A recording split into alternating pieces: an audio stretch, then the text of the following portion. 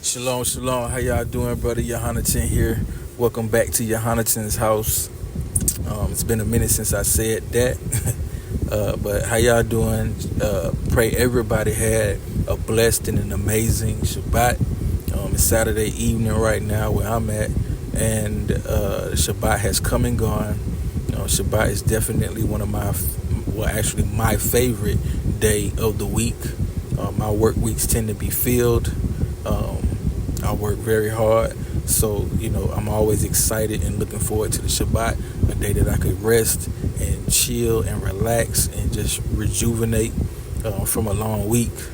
The Most High said, 6 days shall you labor, and then the seventh day is the day of rest. All right, so 6 days shall you labor. That's a command, right? We're supposed to be working 6 days. And then the seventh day is the day of rest. The world would tell you to work 5 days and take 2 days off. But the Most High said 6 days shall you labor, and then the seventh day is the day of rest. So on my job, I work 5 days. I work Monday through Friday. Saturday is the Shabbat, and then I'm off on Sunday, right? Sunday being the first day. So typically on Sundays, I try to get stuff done around the house. I do yard work. I might cut my grass. I get in the garden, tend to my gardens.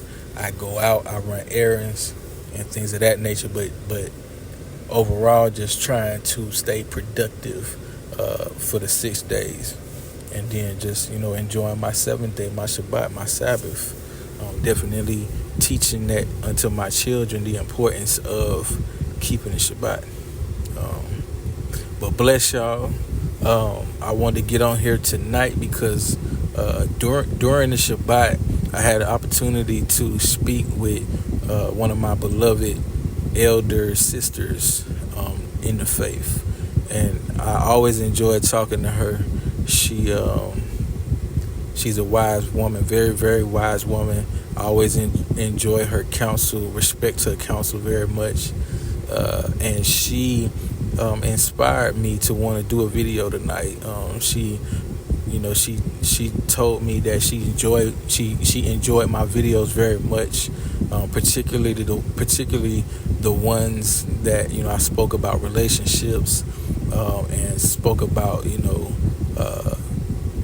the roles of a man versus the roles of a woman, the roles of a husband and the roles of a wife. She enjoyed those videos, and she was like, "Oh, brother Yohanatan, I just wish you would get back into doing videos. You have so much wisdom, and every time you speak, she's like, I learn from you, and this is an elder sister, right? And so just listening to her testimony of how my videos were impactful, for her, it just inspired me to get on here and just chop it up with y'all for a little bit tonight. So I'm gonna talk about relationships, or relationship dynamics rather. It's a lot of attention surrounding polygyny versus monogamy, right? It's a hot topic, and I think right about now, we all kind of know why a lot of people are against polygyny. A lot of people despise it. They don't have a lot of trust or faith in it. A lot of people feel like it's a sin. It's not of the Most High God. It's not ordained by Yah, and all this other type of stuff. So the two dynamics are often pitted against one another. And before I get started, just to break it down, so polygamy, a lot of people might not be familiar with the term polygyny, right? But a lot of people are familiar with the term polygamy, right? And so polygamy is in the umbrella that encompasses polygyny and also polyandry. Okay, polygamy by definition is when a person, in general, could be a man, could be a woman, but when a person has more than one spouse. Okay, but then polygyny is specific to a man having more than one wife, and then polyandry is specific to a woman having more than one husband. Okay, and polygyny is biblical. Polyandry is not biblical. Polygamy is not biblical. Polygyny is biblical. In the Bible, we see polygynous marriages, polygynous families, polygynous relationship dynamics. Okay, and so that's just to clear that up, just to give a little bit of knowledge on that. But anyway, like I was saying, oftentimes monogamy and polygyny, the two relationship dynamics, are pitted one against the other. Both polygyny and monogamy are both relationship dynamics that you'll find in the Bible. Both of them are ordained by the Most High,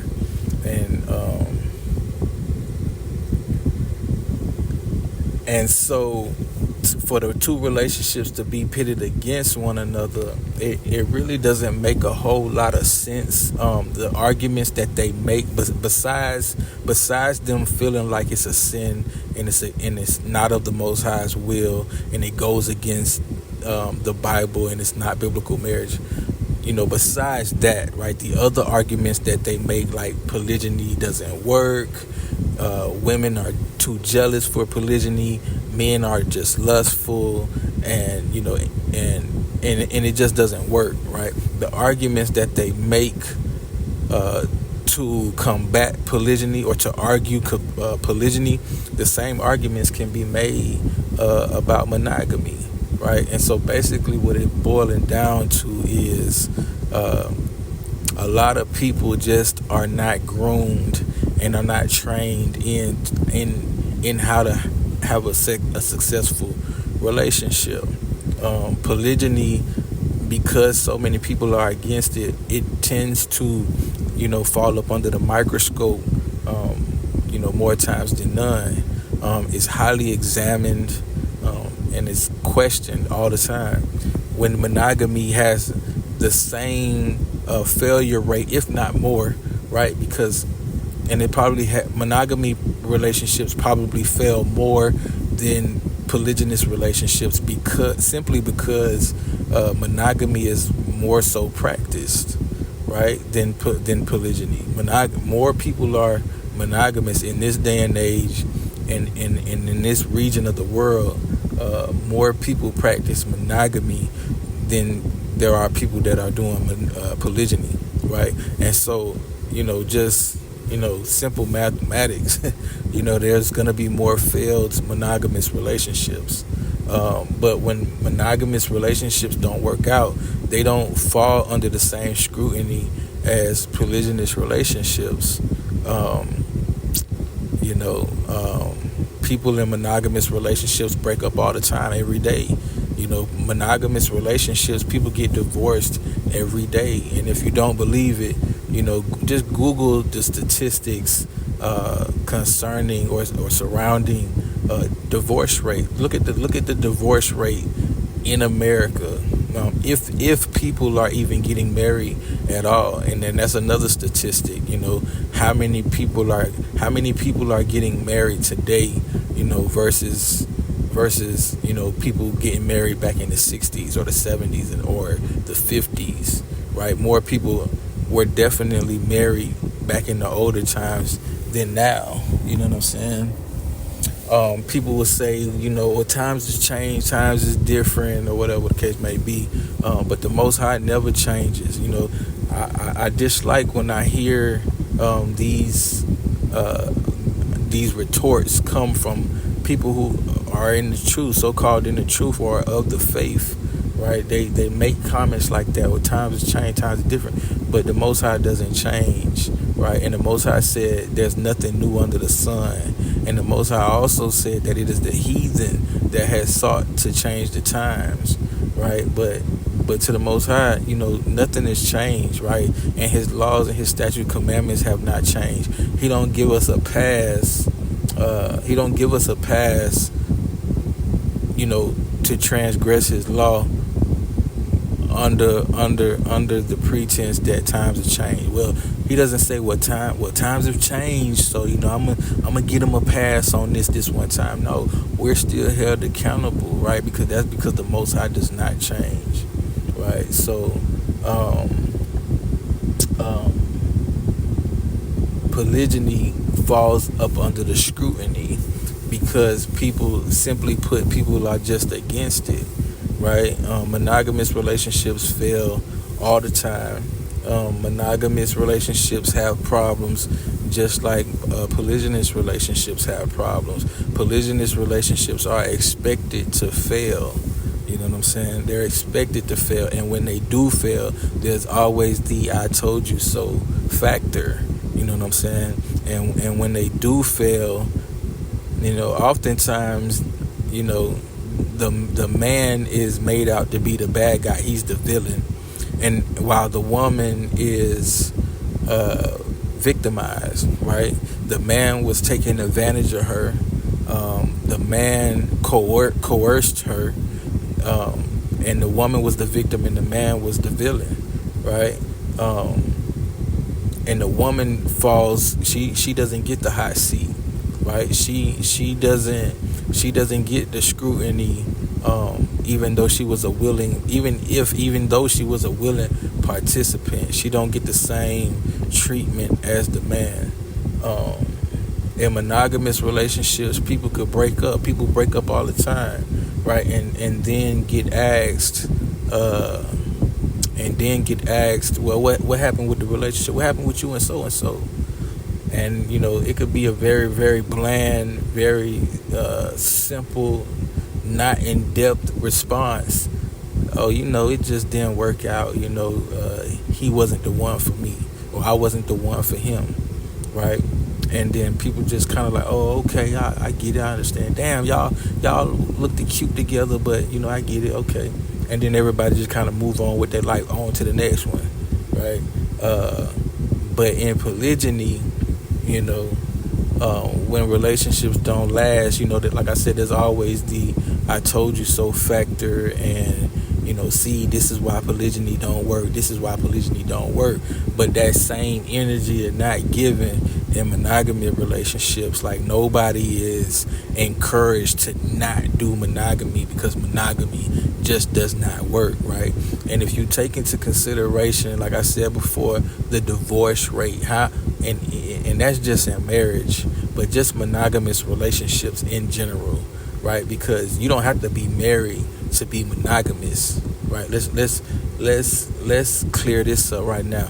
You don't have to be married to be monogamous, right? You can just be boyfriend and girlfriend, but you have to be married to be polygynous, right? Because again, like we defined earlier, polygyny is when a man have more than one wife, right?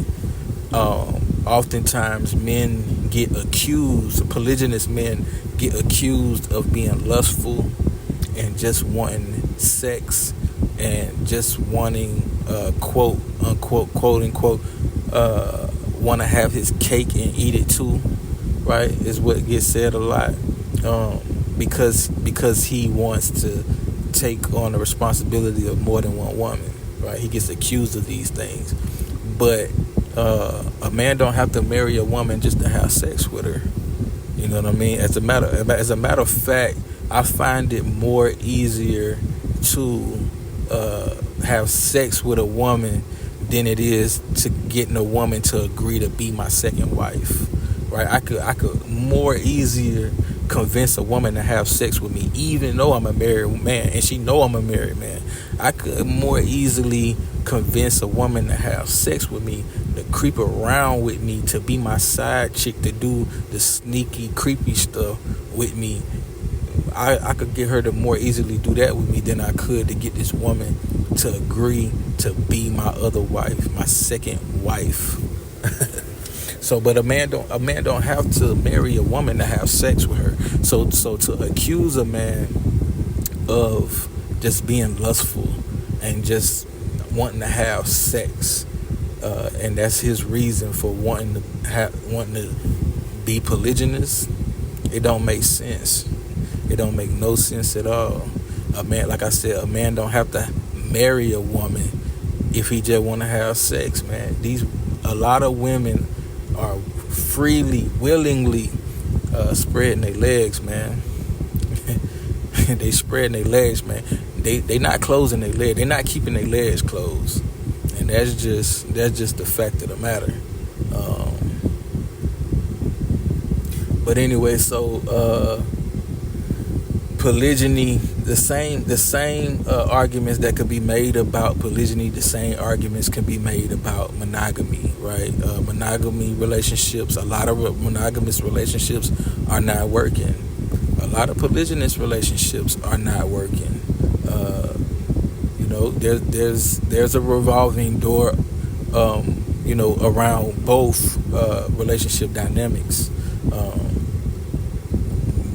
When you see a monogamous marriage of 30 years, 40 years, 50 years in today's day and age, it's a rare thing. It's a rare thing. My mother and my father been married 39 years this year in August. They just celebrated their 39th anniversary, and I'm able to keep up with that because they're and I'm older. I'm 1 year older than their anniversary. So the way I keep up with how many years they've been together, I know they've been together. They've been married 1 year less than I've been alive. My wife's parents, my initial wife, Sister Atar, her parents, I believe, been married longer than my parents, right? But that's the old timers, though, right? That's a whole nother generation of people, right? But you look around today, you know what I'm saying? You look around today, how many people are married and how long they've been married, right? So it's a rare thing in today's day and age for people to be married and be together that long. And then even amongst polygyny, yeah, it's a rare thing. It's a rare thing to see successful polygynous families, established polygynous families. They do exist. They're out there. Believe me when I tell you, they're out there, and they do exist. But it is a rare thing to see, right? So the same arguments can be made, right? When you say that polygynous relationships don't work, they don't last, the same thing could be said about monogamy, right? But so there are some sisters who are willing to try polygyny. They find themselves willing to try polygyny, and then when it doesn't work, they say, I'll never do that again, right? But when the monogamous relationship fails, they don't say, I'll never do that again. A woman might, get her heart broken by multiple men, and say, well, I'm not going to mess with men anymore. I'm going to mess with females now. But even in those relationships, even in those abominable relationship dynamics, it's still monogamy, right? It's still monogamy. You don't mess with men anymore. You date women now because men ain't ish, right? But you're still monogamous though, right? And then oftentimes in those relationships too, they still don't last, right? You stop messing with men because the man cheated on you. You get with a woman, and then that woman who thinks she's a man, she cheated on you too.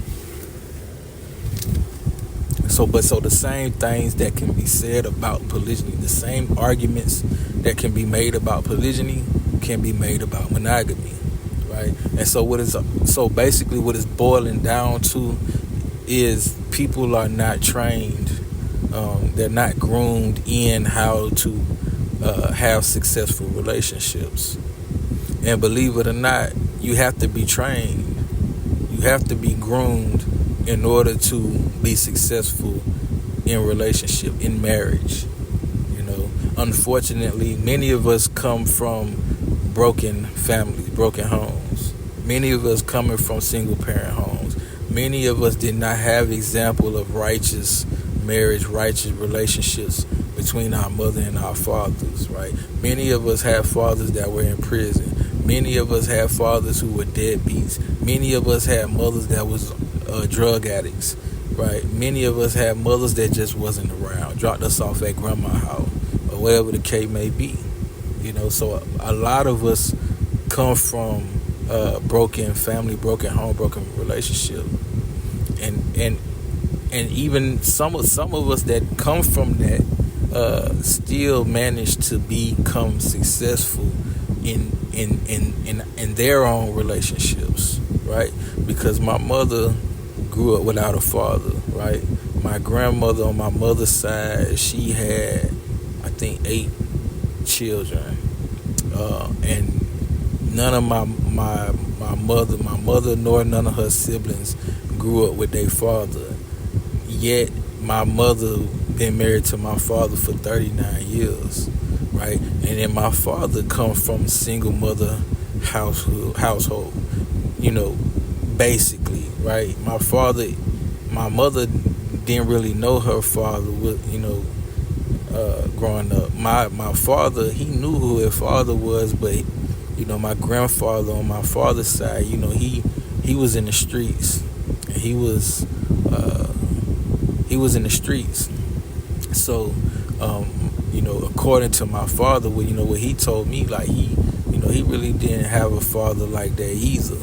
You know what I'm saying? So both my parents came from broken homes and broken families, but yet they managed to have a successful marriage. 39 years is still counting. And that also too, is a rare thing. That's not something you see every day. What we do see often is, people who are products of broken family, broken home. We often see the cycle continuing. It's a cycle, right? And not very many people are blessed and fortunate enough to be able to break the cycle. You know what I'm saying? And so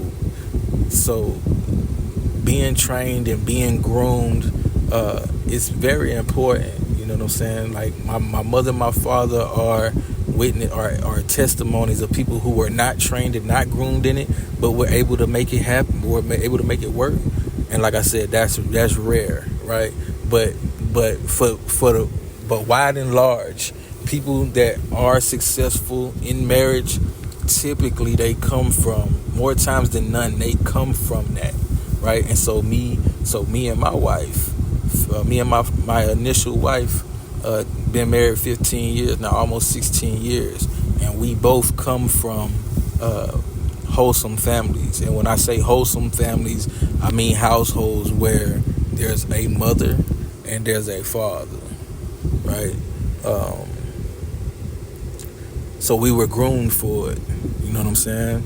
We were groomed for it. You can grow up in a household with a mother and a father, and you know what I'm saying, your mother and your father be married 20, 30, 40 years, and you still can't get it right? We see that also. We also see that, right? So it's a possibility. But basically what I'm trying to say is, being groomed and being trained to have a successful relationship is important. Another thing that is important is intention, being intentional, right? A lot of people out here just winging relationships, man. A lot of people out here just winging marriages, and they're not intentional. When I was a child growing up, one of the things my father used to tell me was I didn't follow through on a lot of things that I said that I wanted to do. This when I was a child, of course.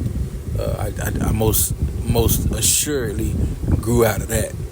However, when I was a child, I didn't follow through on a lot of things that I wanted to do. So it made it hard, it made it difficult for my father to take me serious, right? I tell my father, I want to play basketball, I want to do karate, or I want to be in the Boy Scouts, or I want to do this, I want to do that.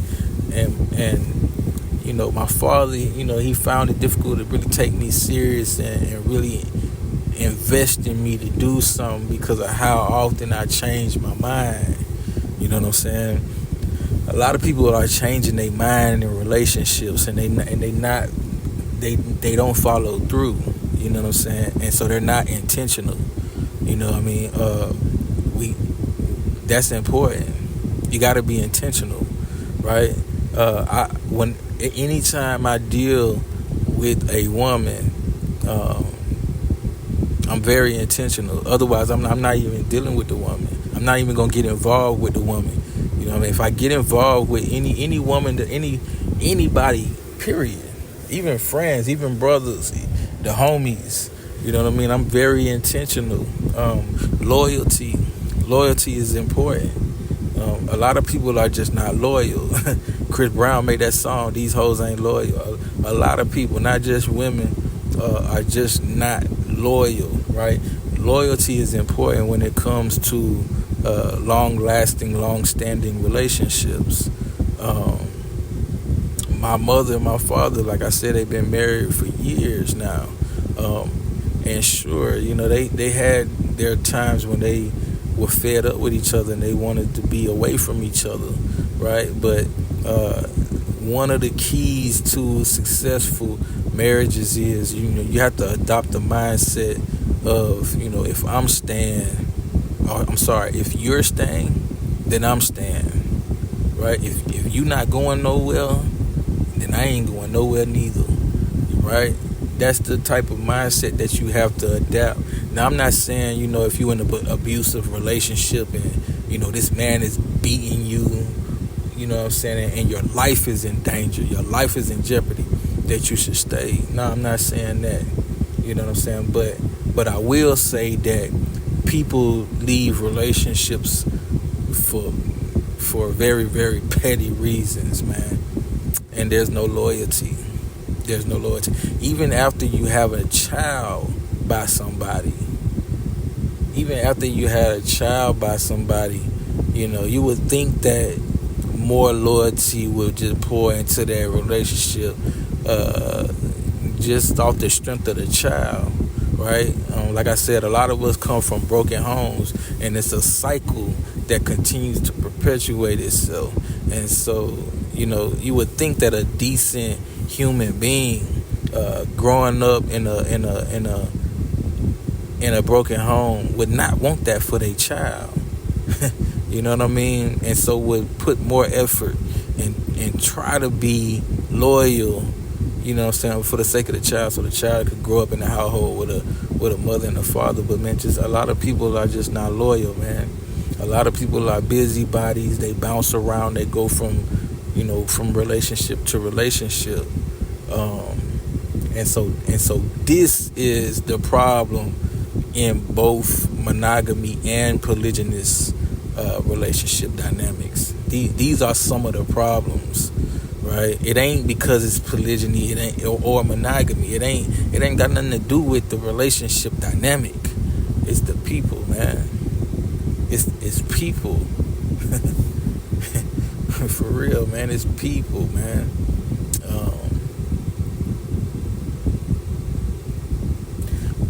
My prayer is, you know, that all of the daughters of Zion are covered by righteous men.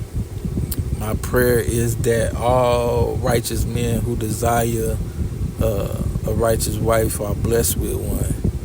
Scripture tells us that a wicked woman is given unto a wicked man as a portion, right? So the wicked gonna end up with the wicked. The righteous gonna be reserved for the righteous. You know what I'm saying? And I pray that that all wicked men end up with a wicked ass woman. That's my prayer. Leave the righteous women alone and leave them for the righteous men. You know what I mean? So that we can produce righteous offspring. But it's people. It all boils down to people. You know what I mean? Screw in, put monogamy under the scope. Put monogamy under the telescope. The same way you put polygyny under the telescope. Right? Then we might start to see some progress and some change in relationships whether they be monogamous or polygynous. Start to put monogamy under the scope the same way you do polygyny, and then we might start to see more successful monogamous relationships, because monogamous relationships ain't winning either. Dig what I'm saying? Monogamous relationships ain't winning either. They ain't got more points on the board than polygyny.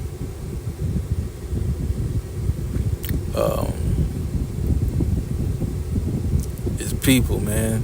We gotta live by a standard. We gotta raise standards, and we gotta live by those standards, man. You know what I'm saying? We gotta do better. We gotta have better understanding of our roles, men and women, and we gotta operate, we gotta function in those roles, and that's gonna help us to see more success rate in marriage, in relationship, whether it be polygynous or monogamous. Right. So the purpose of this video, was to debunk the whole, polygyny versus monogamy. People that try to pit the two relationship dynamics one against the other, right? And the purpose of this video was just to shed some light on the fact that it's not the relationship dynamic that's the problem. The problem is the people. Okay. But anyway, I hope y'all have a blessed and wonderful rest of your evening. I'm about to end this video. I do want to say feast days coming up. We excited about that. Anybody, if you in the Florida area and you want to link up and maybe do some tabernacles together, some Feast of Trumpets or whatever the case may be, hit me up for sure. If you just need a brother to talk to, you want to fellowship virtually or whatever, hit me up. I'm open to that. I'm a very busy man. I try to respond to all of the emails. A lot of people hit me up wanting to inquire about land. Where can they look to buy land? Some of my most popular videos on my channel tend to be, the videos where I talked about, during my journey when I was looking for land, buying the land, when I first bought my land in Missouri and stuff like that. So I get a lot of emails inquiring about that. You got to do your due diligence. You got to do your due diligence. I had to do mine. You know what I'm saying? You should not be just trusting people to tell you where to go to buy. Like, do your research, man. Do your research. That's all I could say. I could give you some websites and stuff like that. Where to go buy land. I found my land on websites. Like, people got different methods. Some people mess with realtors. Some people, whatever. Some people ride up and down the street looking for sale signs. It's different ways that you can find land. And it's not difficult at all. It's very, very easy. If you're looking for land, there's a lot of land for sale. It's not hard to find it. You got to do your due diligence. Do your own research. Always, always, always do your own research in anything that you want answers for. Reading is essential. Do your own research. All right. But tabernacles coming, feast days is coming up. Anybody wanna, looking for some fellowship? I'm looking for fellowship. If you're in the Florida area, if you Torah observant, you strive for righteousness, you keeping the commandments. Brothers with families, definitely welcome. If you got your house in order, if your wife is submissive, your children obedient, things of that nature, I would love to speak with you. Hit me up, email me, whatever the case may be. And bless y'all.